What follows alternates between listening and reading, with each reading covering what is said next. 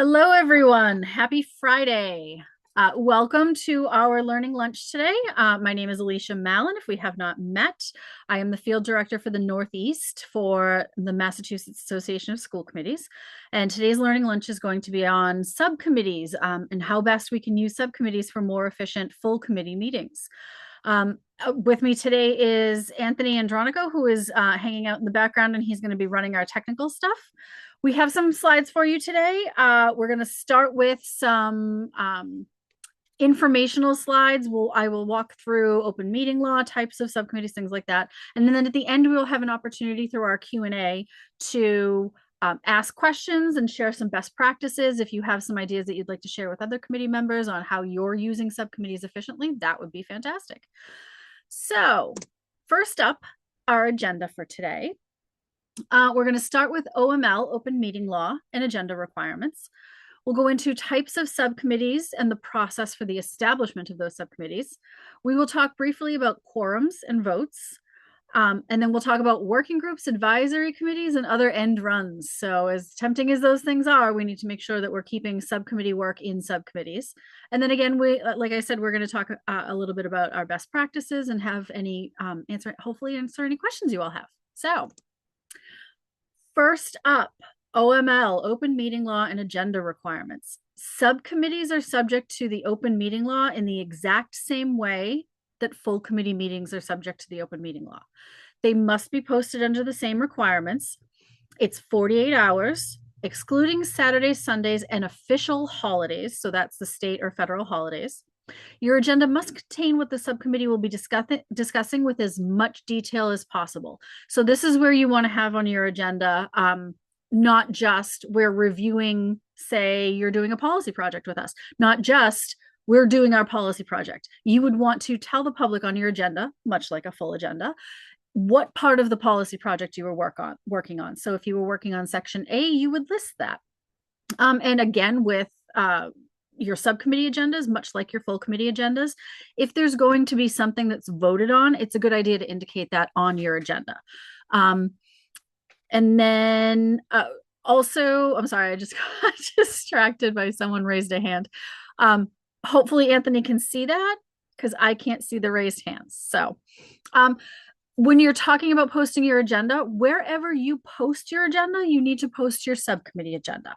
So if you are a regional, everywhere that you post it, it needs to be posted. If you're a town or a city, it needs to be posted there. If you're a regional voc tech, like I am, like the committee that I serve on right now, you need to post it where you would post your full committee agendas. So all of the same posting requirements as full committee meetings. So next up, I have a short list of the types of subcommittees your committee may be using to effectively move the committee work forward. Most school committees will have subcommittees that are policy.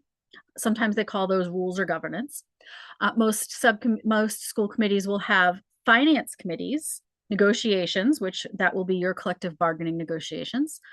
Equipment and facilities. This is somewhat common in I would say towns and regionals and voc techs more than cities. These are usually talking about the actual physical equipment in your buildings. They may be facilities planning, etc. Sometimes you'll have a warrant subcommittee. When we talk to you about budgets and finances, the signing of the warrant can be delegated to a single signatory or a group of signatories. You can also have a warrant subcommittee that reviews it, and then the signatory is there. You could also have a curriculum subcommittee. Now, a word of caution about the curriculum subcommittee, you're not necessarily choosing curriculum in a curriculum subcommittee. Sometimes you're reviewing textbook purchases before they go to the full committee. Sometimes there will be something that comes out of the policy subcommittee that a curriculum subcommittee could review. It's not that you are deciding curriculum frameworks, it's that you are supporting the work of the district. There can also be equity and belonging subcommittees. Legislative subcommittees that would put forward things that the school committee wants to support at the state and federal level, and then other subcommittees as needed. This is by no means an exhaustive list. There are opportunities for you to establish subcommittees for whatever your committee needs. They can also be temporary subcommittees if you're doing something like an MSBA building project, Or if you have an equity audit that you're running and you want to have a temporary subcommittee for that. If you are building a new building and you want to have a naming subcommittee, you can form these subcommittees around the work that needs to be done for the committee.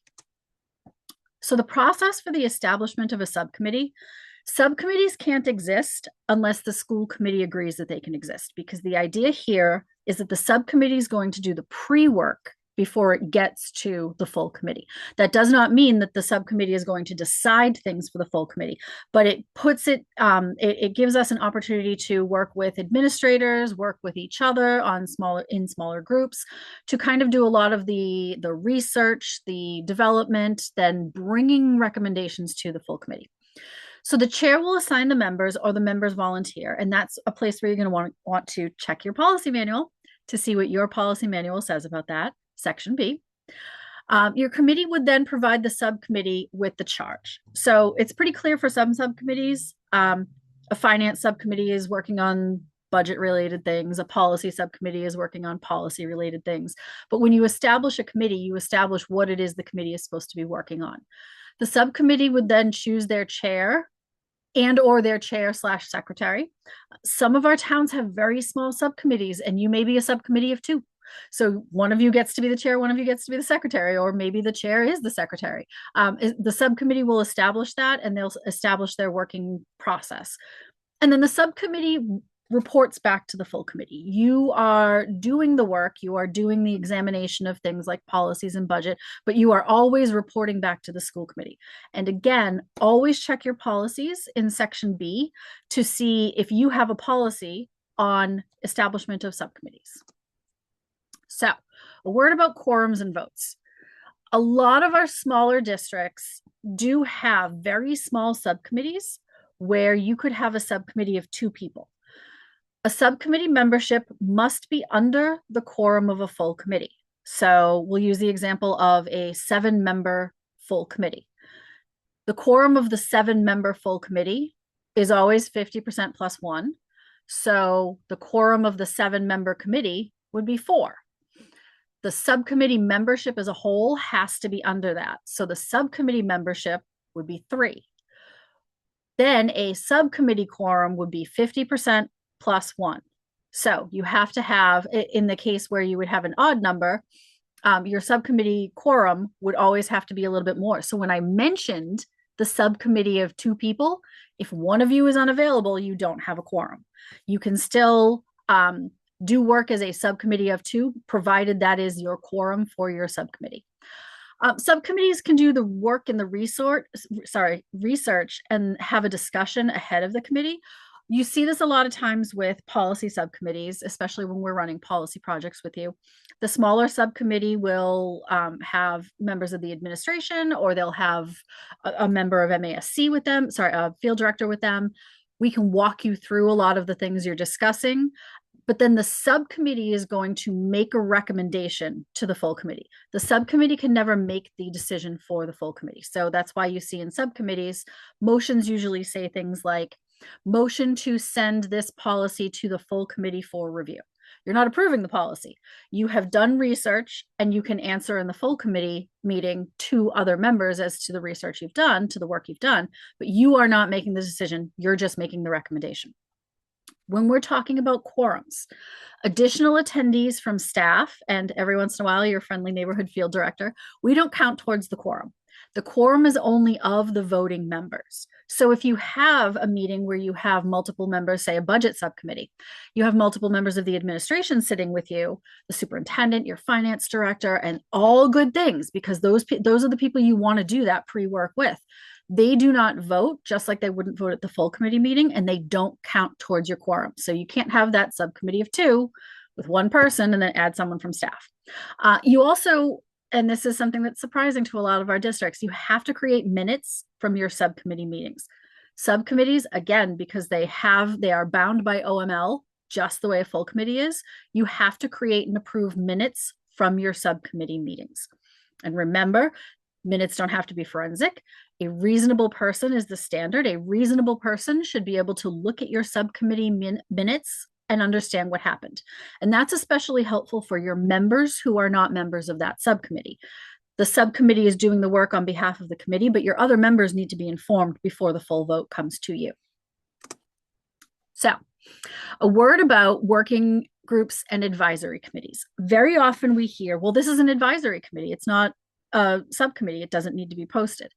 One of the first questions your field director will ask you is, who established the group? If it's a leadership team and other groups that directly advise the superintendent, they're not subject to open meeting law. However, if the school committee creates a group and they're making an official recommendation to the school committee about something the school committee has to vote on, they're behaving like a subcommittee and they should post as one. And as always, MASC field directors are always going to tell you, when in doubt, post. You're better off posting a meeting that you may not have had to post than not posting a meeting that you really should have posted. So we are now up to our question section. It was kind of a short round of slides, but we're up to our question section. So I'm going to stop sharing for just a moment so I can see the question section. And let's see. So who approves the minutes, the subcommittee or the full committee? That's from Rachel K. So in practice, the subcommittee approves their minutes and they send them to the full committee so that the full committee can review the minutes. Minutes of the subcommittee. So this is Pamela. Thank you, Pamela. Oh, thank you to our previous question as well. Bylaws. The question is, bylaws of the full committee state that the minutes can be orally provided and not required to be in writing. I would say, even if that's what your bylaws say, open meeting law and state law requires that minutes be created for all committee meetings. An oral restatement of your minutes is not going to pass that muster. So I would say you still, even if the bylaw says it, you would need to still create minutes. And as always, when we're talking about whether or not something meets a legal requirement, we will tell you our opinion as MASC, but if you have any questions on that, you are always encouraged to check with your district legal counsel.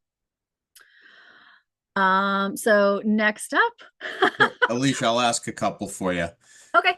So what's a committee of the whole and when would you use one? Okay, so this is one that is, we very often see these in our regionals and sometimes our cities. Committee of the whole is literally the whole school committee will be together. So it may be the type of thing where you may or may not have enough people to have a quorum for a subcommittee, or you may need to move the work back to the full committee because there's so much interest in the topic that you're talking about, especially for things like finances, etc. There may be, in a very small committee, more people want to attend that subcommittee meeting, and then you would move the work to the full committee. So again, that would be posted just like a full committee meeting. And you would use it for things like budget. Sometimes you would use it for things like if you were doing, say, a regional agreement review, you might want to post a committee of the whole in order to have the full committee talk about that, because a regional agreement review is a lengthy process and the full committee is eventually going to want to weigh in on it.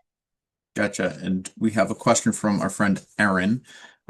She was hoping we could go back to the slide on types of subcommittees and just get a little bit more detail about what each of those might actually be tasked with.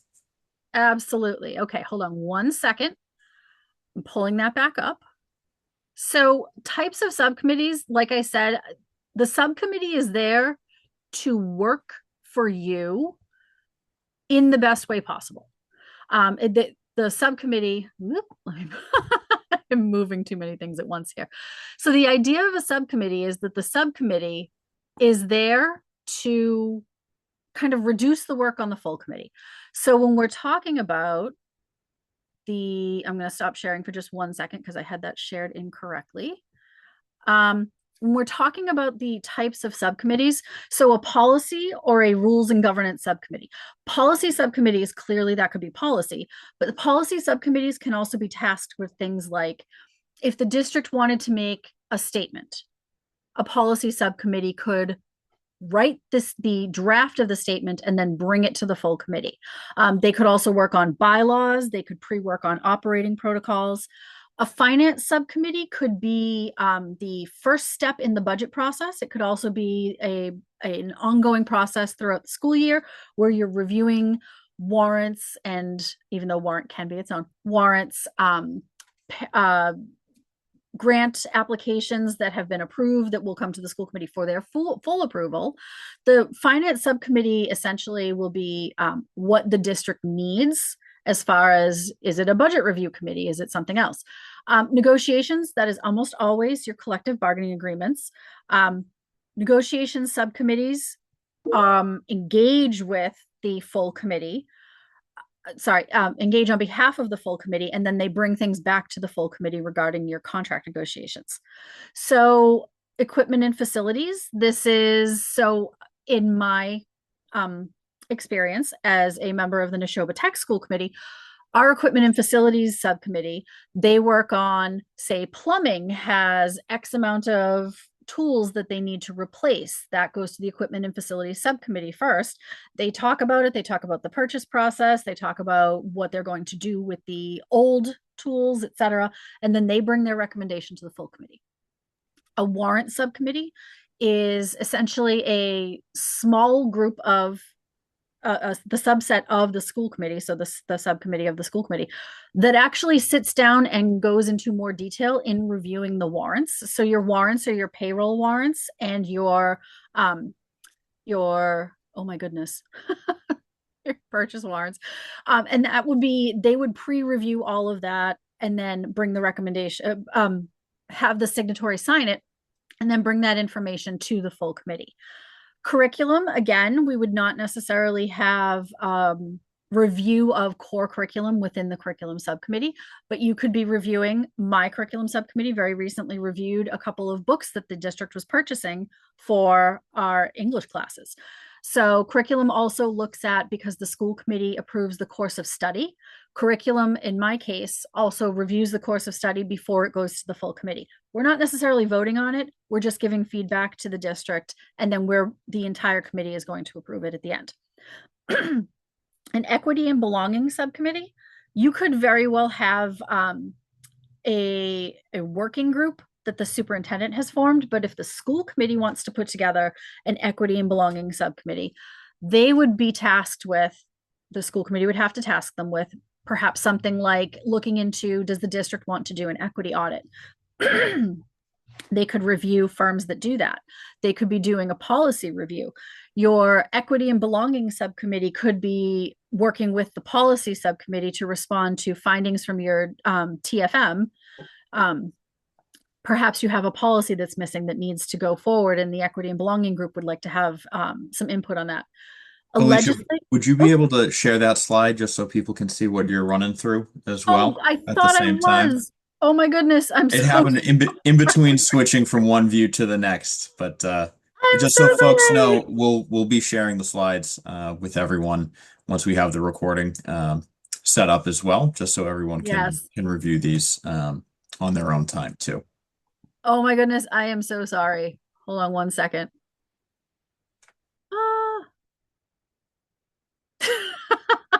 So while I'm bringing it back up though, your, where did it go? Oh my goodness.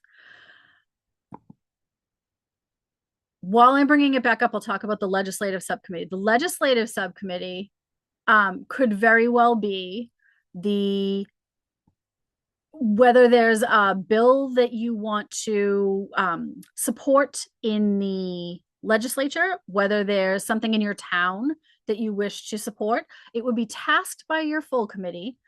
I don't know where this is not coming from here. Okay, hold on one second. Technology, it's fantastic until it's not. Oh my goodness. I'm so sorry, everyone. This is very weird. I don't know where it went.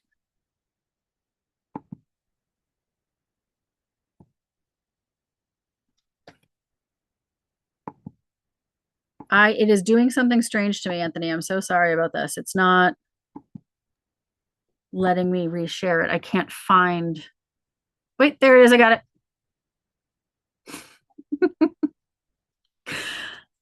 Always an adventure.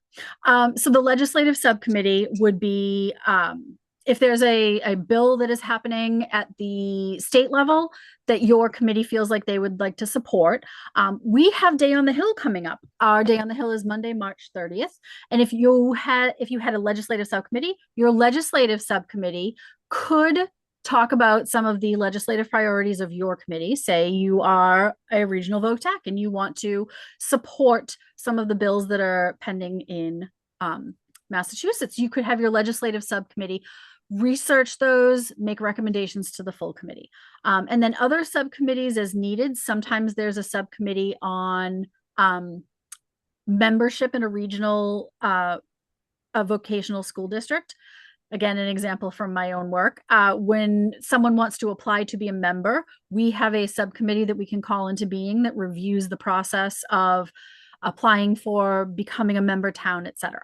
So Yep. We had another question that sort of overlaps, while we're on this particular topic is when forming a new subcommittee, is it still a relevant committee if there is some overlap with other committees? it depends on what it is, and that's very much under the discretion of the school committee itself. So take policy and finance, for example. If you have a financial policy, it's policy, but it's finance too. So your policy subcommittee may want to start with it, and then they may want to refer it to the finance subcommittee. So it depends on what the work is that your committee is doing. And by all means, you can reach out to me individually if you have very specific questions about that. You don't want to duplicate your work. You don't want too many recommendations coming from too many places, and you certainly don't want to overextend your members. We're all volunteers and we want to make sure we're doing things efficiently. That's why subcommittees are really helpful, but I wouldn't want to duplicate work that someone else is doing. Gotcha. And then I saw another question from my friend Kathy in Quincy, who's hoping you could speak about when you would and when you wouldn't do a joint subcommittee meeting. So talking about that overlap, so a joint subcommittee meeting. So here's the thing. If you're having a joint subcommittee meeting, chances are you're getting really close to quorum of the full committee. So that's when I would say it's better to move to a committee of the whole or a full meeting of the school committee, because if you have two people on policy and maybe someone overlaps with finance, but you're a committee of five, we're skirting really close to this is getting to the point where it may be a quorum of the full committee. So unless we're talking about a very large school committee, I would say if you have two subcommittees that need to be working on something together, they can either work independently and then both make recommendations, or you should just bring it before the full committee. Got it. And to further delineate, our friend David has asked, you mentioned subcommittees working with each other. How exactly does that work? He said, well, is it joint meetings or is it one subcommittee referring matters to another subcommittee, or this is separate, this is just me now. Or do you just decide that you do that as a full quorum at a regular meeting? So here's what I would say. You always want to go back to your charge from the full committee. And if the full committee has said, we want both of these subcommittees working on this, generally it's a good idea to lay that out ahead of time, an ounce of prevention. So if you know the policy subcommittee is going to be working on financial policies, you would have the full committee direct them to either bring it back to the full committee or send it to the finance committee for their review before coming back to the full committee. I would say you can talk chair to chair. Hey, we're covering this. This next section of policies. Very often when you do a policy review with us, we'll get to the one big section, section D, which is all of the financial policies. If you feel like your finance subcommittee also needs to see those policies, you can send it to them or you can bring it back to the committee as a whole. Again, we want to be very careful with that quorum, but establishing what the charge of the committee is to begin with, or when something is sent to a subcommittee specifically for review, establishing what that process will be, you should try and do that ahead of time. Gotcha. So our friend Tani wants to know, what if a subcommittee only has one school committee member? You can't do that. There we Sorry. go. Okay. Sorry. So you cannot as an individual make decisions for your committee. So you need to have a subcommittee that has at least two people. And if it only has two people, your quorum is two people. But you cannot run a meeting. You cannot have a subcommittee that is one person. Gotcha. A more specific example or question that we have is from Nikki. She says, we're a school committee of 5 members. Mhm. Do other school committees of this size have a finance subcommittee? We've been contemplating this, but there's been some concern that other members might be less engaged on the budget if a subcommittee is created. I'd love to hear the experience from other committees in your expertise, Alicia. So I would say it is entirely possible for a very small school committee to have a finance subcommittee. And every single one of these subcommittees, I want to make it very clear that every one of these subcommittees is doing pre-work, they're doing drafts, they're doing research. None of their work negates the responsibility of the members of the full committee to actually understand what it is they're voting for in the end. So you can have a finance subcommittee, you can have a warrant subcommittee, but their work doesn't mean you get to just check out and vote for whatever they vote for. So off the top of my head, I can't think of any small subcommittees of small committees that have small finance committees, but please, by all means, if there's anyone who wants to share their experience in the Q&A, if you have some best practices you would like to share, please do so. Again, subcommittee work does not negate the responsibility of the full committee. Gotcha. Here's what I think might be a quick one is, do you need to follow Robert's rules in the subcommittee? Yes, as long as that is in your policy manual. Most school committees, I would say, I can't think of any that don't. Most school committees have a policy in their policy manual that says that school committees are governed by Robert's rules. Sometimes it's Robert's rules with exceptions. But if that's what your full committee follows, that's what you have to follow as well. Gotcha. And there are 2 separate questions here that I'm going to kind of push together. One is from Ayana and one is from Thomas. So when you don't have a quorum, does that mean the committee doesn't meet? And do you share that with the public? And then Thomas's question is, can a subcommittee have alternates to fill in when needed for a quorum? Would they vote only when quorum does not exist otherwise? So talking more about quorum and alternates. Okay, so first, this has happened. It's happened to me. It's happened to me in my capacity as a committee member and as a member of MASC staff. If you get to a meeting and you don't have a quorum, same thing that happens with the full committee. You can't hold the meeting. You don't have a quorum. You would have to then notify if it's a town clerk, if it's the city clerk, whoever posts your agenda, to put a note on that agenda, amend that agenda that says, and say canceled. And then at your full committee meeting, I would reiterate that your meeting got canceled because you didn't have a quorum. And then from that point, you would try and reschedule the meeting, but you cannot hold the meeting at all if you don't have a quorum. And the second part of that question Was related to alternates. Like, can you have an alternate for a subcommittee? It is possible to have an alternate. I would say you're going to want to be very careful that you don't start verging into accidental quorums by appointing alternates. And you should always have a policy that says whether or not that can happen. We see alternates more often than not in full committee meetings, especially regional meetings that are very big. Every town or city sending will have an alternate member that votes if the first member can't be there. It's possible. It requires an amount of caution about not creating unintentional quorums. It also requires, I would say, having a policy that specifically outlines how that would happen. Gotcha. Stephanie wants to know if you can explain consent agenda. I love a good consent agenda. So consent agenda is one of those things that it can help speed up your meetings, your full meetings. Again, none of this negates the responsibility of the full committee members to understand what it is they're voting for. But those of you in towns are probably pretty familiar with consent agendas. You see them a lot at town meetings. So what a consent agenda is you agree as a committee that your committee will use what's called a consent agenda. You can put things into the consent agenda that are fairly housekeeping, um, fairly housekeeping related. You can put minutes into it. You can put accepting of grants. You can put um, warrants, etc. However, when you go to vote on that, you will say motion to approve the consent agenda, and then you can list them. And any member that wants to have an individual discussion about something in the consent agenda, you pull it out of the consent agenda. So just putting something in the consent agenda doesn't mean that you're not going to talk about it.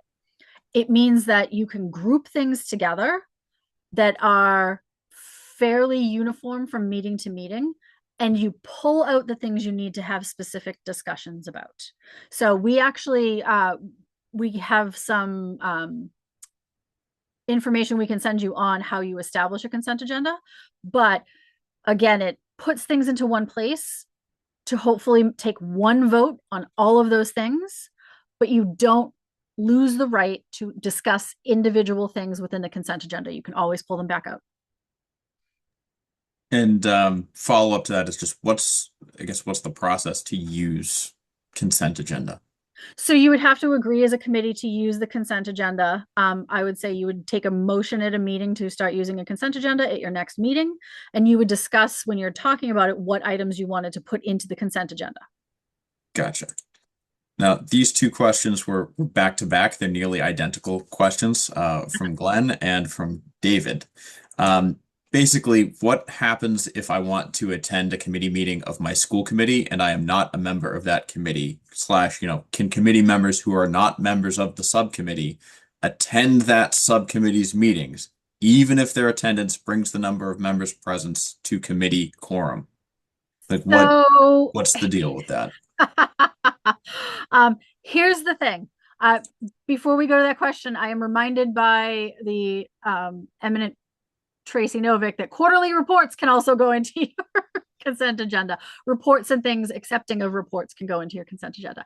So if you are not a member of the subcommittee and you want to just attend the subcommittee, this is somewhere where we would advise you to tread very carefully, because you would have to sit in the back of the room and listen and not express any opinions and like not even respond, smile, frown. You would have to not be engaging in the work of that subcommittee, but technically you could attend. This is one of those gray areas where we want to make sure that by doing something that technically you can do, you're not creating an open meeting law problem for yourself later on. So that's why we recommend you have good minutes from your subcommittees. That's why we recommend having subcommittee reports on your agenda.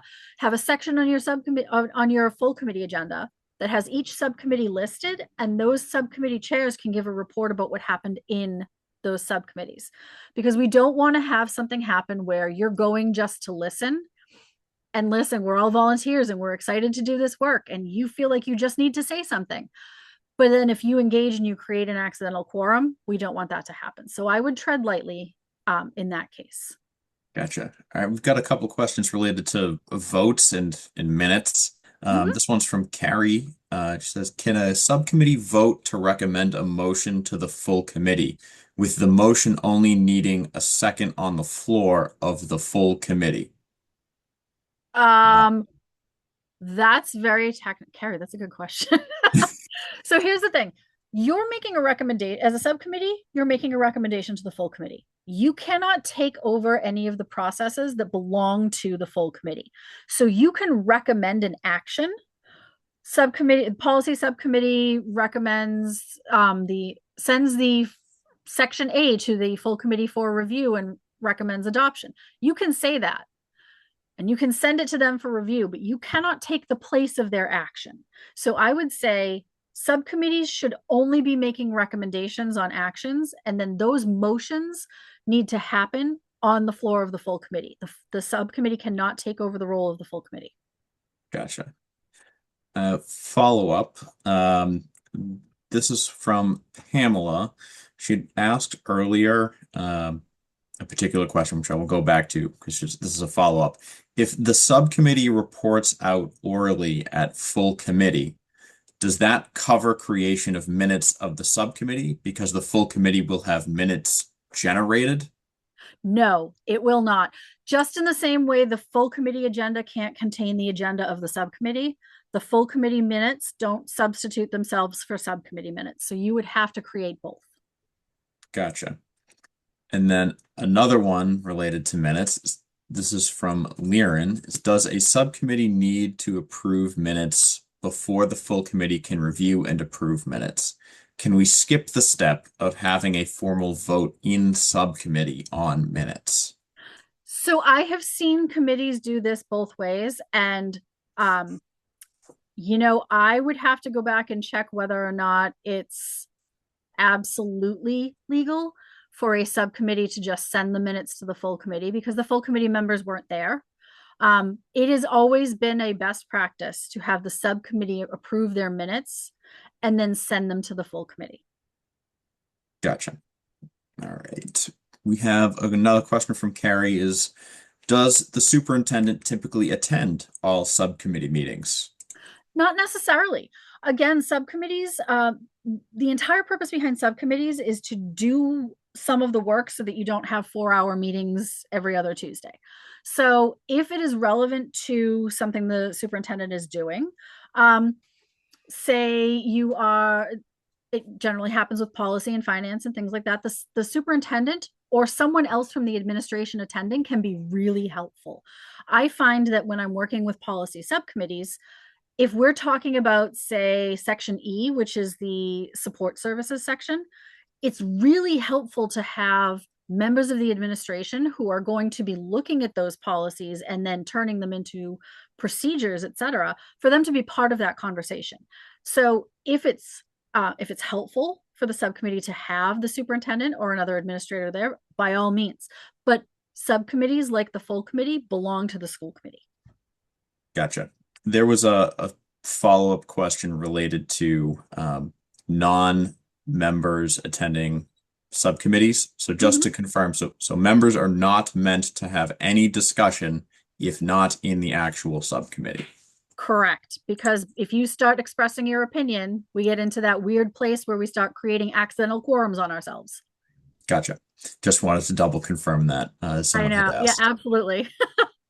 All right, we had one from Stephanie here. Is there a way to present the payroll warrant without listing the names of the people receiving payroll? Um, that one, oh, I'm gonna have to go back to Tracy on that one. I don't think I have ever seen a payroll warrant with everyone's names listed on it. And I will say that by the time the payroll warrant gets to the school committee, what you're if so signing the warrant is what approves the warrant. So if you have designated a single signatory or signatories as your approving person or persons, what happens in the school committee, even if you're voting to approve the warrant or you're just voting to acknowledge that the warrant was received, you're not approving a list of things within the warrant. You're approving the number, and they'll say something. That's the part of the meeting where they'll say payroll warrant in the amount of 2,584,000, et cetera, et cetera. So you're not verbally listing people's names in that payroll warrant. I'm going to recommend that you follow up with an email because I'm not entirely sure where we're seeing people's names in a payroll warrant, and that's a little confusing. I want to make sure we get you the right answer. Gotcha. And we've got a couple interesting one here. This one is from Justin. Justin wants to know, what if you had talented individuals in your community who wanted to assist the district by offering their skills in a more structured way? Would this have to be a working group and not an official subcommittee due to potential members not being school committee members? Or could they take part in a subcommittee as a non-voting member, specifically on topics like technology use or buildings? So here's what I would say.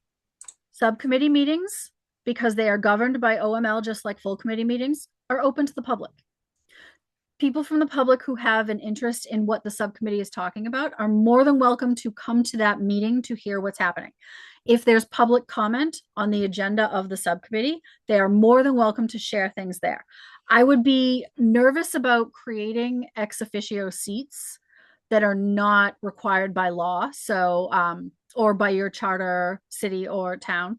So I would say you don't want to have people who are considered members of a subcommittee who are not elected to the full committee. This may be a place where you want to talk to your superintendent about, is this a topic that we might need to create a working group on? Very often you'll see working groups come up when start times. My town changed start times this year. So they had a working group that was essentially an advisory committee, but they established it ahead of time and they welcomed in stakeholders that would have expertise, that would have things to share there. They didn't just assign them to an existing subcommittee.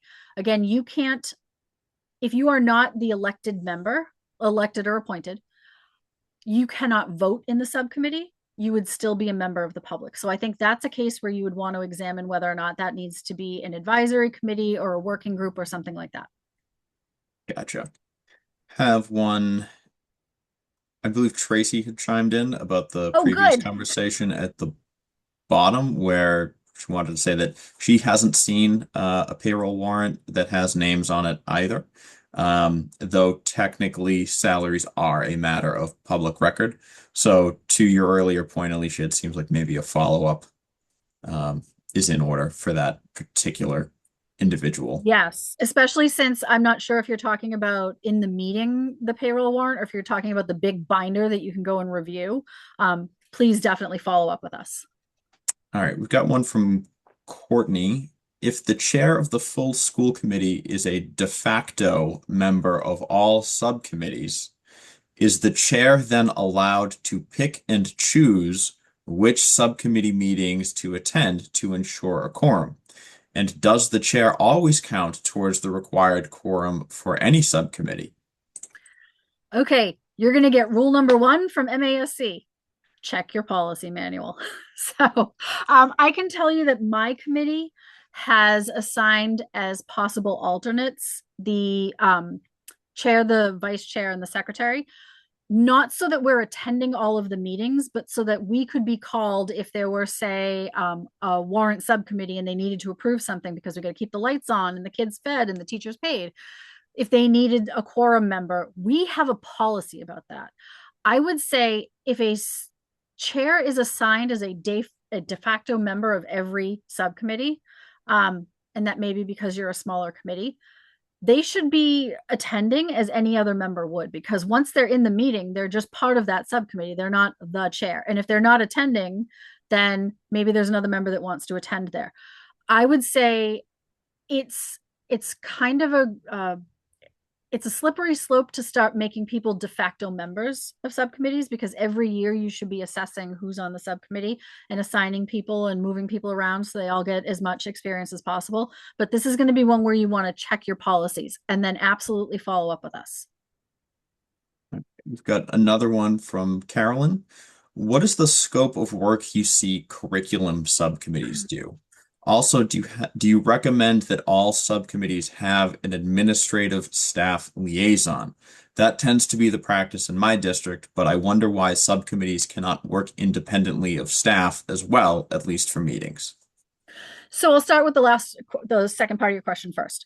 You could work independently as a subcommittee, but if the whole point of your subcommittee is to help the full committee be more efficient, it makes more sense for you to interact in some way with the administrators, who are then going to take what your work is and carry it out in the buildings, through the practices, through the handbooks, through the day-to-day operations.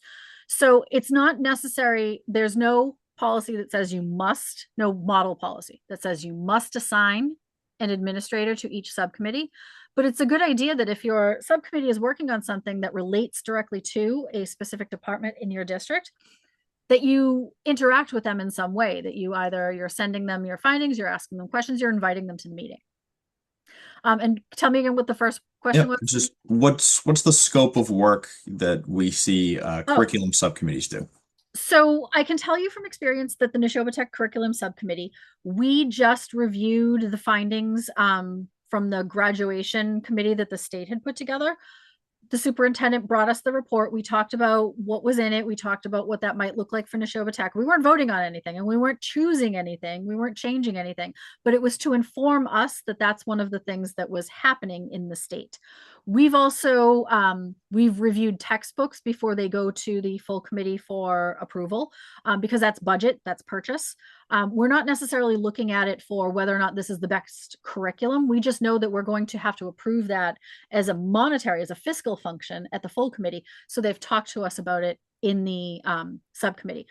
Also, because the school committee approves the course of studies, sometimes they'll bring things to us to review ahead of time, especially with Chapter 74 programs, which are your vocational technical programs. Sometimes there'll be an update from the state, and we need to make sure that all of our documentation in our program of studies and in our handbook, et cetera, align. So we will see that before the full committee sees it. It's more of a feedback along the lines of policy, budget, superintendent, rather than a digging into the curriculum that is being taught. Because frankly, the curriculum frameworks and the core curriculum come from the state first. Gotcha. Rick wants to know if we could elaborate on committee of the whole for agreement rewriting. Rick, can you tell us what you mean by agreement rewriting? While I'm sure he is typing away for Okay. that one, I'm going to go to a new one. Michelle asks, negotiations committee question. Mhm. We have a 6-member school committee. Okay. Only 2 members are appointed to the negotiations committee. Since it is not a quorum of the school committee, do negotiation committee meetings need to be posted? Yes, because the membership of your negotiations committee is 2. And when they are meeting, they have to be posted. Now, negotiations is a whole other place where we're talking about potential executive sessions, et cetera. But if you are having a meeting, whatever the membership of that subcommittee is, if the membership of that subcommittee intends to meet, it needs to be posted. Gotcha. Aaron has a follow-up to the previous question, or 2 questions ago. Why would curriculum not make recommendations for choosing curriculums to bring to the full committee? That seems analogous to doing pre-work mentioned for other kinds of committees. So I think what we need to understand here is when we're talking about curriculum in Massachusetts, there are curriculum frameworks that are put forth by DESE, and there are core frameworks that are every district has to be teaching when we're talking about our graduation requirements, et cetera. You can really see those there. So what a curriculum subcommittee is doing is not choosing those things. It could be talking about, for an example, our district recently started using the MyCap program, which is talking about graduation and beyond for our students. So that's something that we talked about in the curriculum subcommittee. We're not deciding whether or not we're offering Algebra 1 versus Geometry 1. We are responding to the district saying we need new geometry books because ours were printed in 1990. So these are the books we looked at. This is the process we're bringing forward. This is why we chose physical books, not a subscription, etc. So we're not making, because that is not our purview, we're not making curricula decisions. We are making the decisions that belong to us. Gotcha. Policy, budget, superintendent. We have we have a question from Stephanie here. In our policy advisory committee, there are 2 members on the subcommittee. While we are reviewing the policies, the 2 assistant superintendents chime in. Members from the public who attend also chime in. Outside of public comment. Okay. Are we okay or are we breaking rules? Public comment is always a question. So here's the thing. Public comment is not necessarily, in the view of MASC, an opportunity for the public to have a discussion with committee members. Public comment is there for the public to comment and for you to listen. I would say it is a best practice to keep public comment in one place on your agenda and not sort of have that rolling public comment, because I think it gets us a little off track. We're talking about efficiency and best practices here. The administrators are a different story because they're not members of the public when they're sitting at the table with you. They are part of your group that is working on this. I would say I would look into your policies and see what your policies say about public comment. We don't want, by no means am I saying the public should not have input on your policies, but there are other ways for that to happen. And I want to make sure that what you're doing in your policy subcommittee is the most effective use of your time. We are all very busy people. We don't want things to get derailed. So if someone wanted to come to your meeting and say something to you about a policy you were reviewing, the beginning of public comment is a good place to do that. And then they could have further input once it comes to the full committee. But again, I want you to check your policy manual and your subcommittee policies and your public comment policies to be sure. Alicia, I'm going to have a personal follow-up to that, Yes, please. where let's say that for your subcommittee meeting, you have specific members of the administration listed and they're at the table with you. Yep. But there's maybe a clarifying question that someone needs to ask, and a member of the administration who is not listed on the agenda and is in the audience seeks to chime in to answer said question. Can they? Can they, I would, do they have to go to the table? Because at that point, it's sort of, I think that may yeah. be what this person is getting at, and it's also something Okay. I've personally experienced. Yes. So here's what I would say. The members of the administration who are attending your meeting are not part of the quorum. They are not subject to OML. The people subject to OML are the people sitting at the table who have the power by election or appointment to vote. So we're not really worried about whether or not someone is speaking and they weren't, part of the table to begin with. I would say if you think that's going to happen, if you have a staff member who is potentially going to have input, let them know ahead of time or ask them to be at the table. I think it's, they are not part of the quorum, but if they're there as part of the discussion, they should be part of the discussion at the table to begin with. Gotcha. This one from Pamela. If a subcommittee is not indicated by policy to be a standing subcommittee, how do you establish a new one? So I would say every year when when your new members come on, whether you're a city or a town, every year when you establish who the chair, the vice chair, the secretary, et cetera, are going to be, that's when you want to talk about committee assignments. And according to whatever your policy is, how you assign them. Some committees, they have a policy that says that the chair will make all the assignments. Some committees have a policy that says the chair will ask for volunteers and then put the assignments together. But when you do that annually, when you have your chair, your vice chair, and your secretary election, do your subcommittee assignments around the same time. Gotcha. Rick has followed up, I believe, Oh, good. I think, from his original question. We are working on a rewrite of the regional agreement. We're worried Okay. that when the subcommittee hammers out a draft, that the full committee actually understands the whole document. Okay. So here's what I would say. You don't necessarily have to go straight to a committee of the whole. The idea behind the committee of the whole is you bring in, say you had Concord, Carlisle, Concord, Carlisle. A committee of the whole would be Concord, Carlisle, and Concord, Carlisle, all in the same room, all at the same time. You don't necessarily have to have the subcommittee not work on it and bring it to the committee of the whole right away. The subcommittee can still do work. But here's the thing, especially with something as big as a regional agreement, I would have your subcommittee work on it, but then I would have it be a an agenda item with plenty of time for the members of the full committee to understand what's going on, because that is a large undertaking that they are, as representatives of their cities and towns, should have input on. So I wouldn't worry so much about, do we start with a subcommittee and then go to a committee of the whole? Yes, start it with a subcommittee, but understand your full committee should be having a full discussion. Hopefully your subcommittee will be able to answer the questions, and that's what the subcommittee work should have been doing. And then we've got a pair from Stephen. Okay. Does a subcommittee, let's say a policy subcommittee, have the authority to review baseline conduct protocols like operating protocols? And a follow-up to that question, including amendments both additive or alternatively rewriting or rewording the protocol. So here's what I would say about that. I hope we're talking about school committee operating protocols, because those are the operating protocols you approve as a school committee. You can, if the full committee wants the subcommittee to review them, the subcommittee can review operating protocols. When I do workshops in districts and we talk about operating protocols, I generally say to them, now that we've talked about this, I would refer this to one of your subcommittees and have them work on it and then bring it to the full committee. So yes, the subcommittee can look at these school committees operating protocols and make recommendations to the full committee, but then the full committee has to approve it. Gotcha. And Stephen was talking about school committee operating protocols. Awesome. That's actually a really efficient way to do that. If you ask the full committee if you have the full committee ask the policy subcommittee to work on those, then you're not spending an hour debating, may versus shall in a full committee meeting. Gotcha.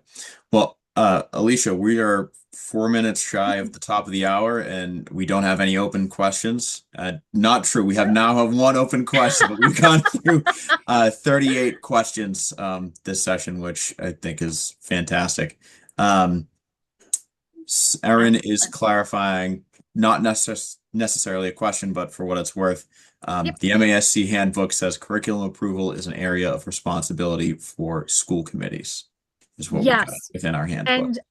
And again, that's one of those places where you need to make sure that you're not delving into what actually is the state and the state's core curriculum, et cetera. So that's one of those places where we want to tread very carefully. But yes, it is part of your responsibility.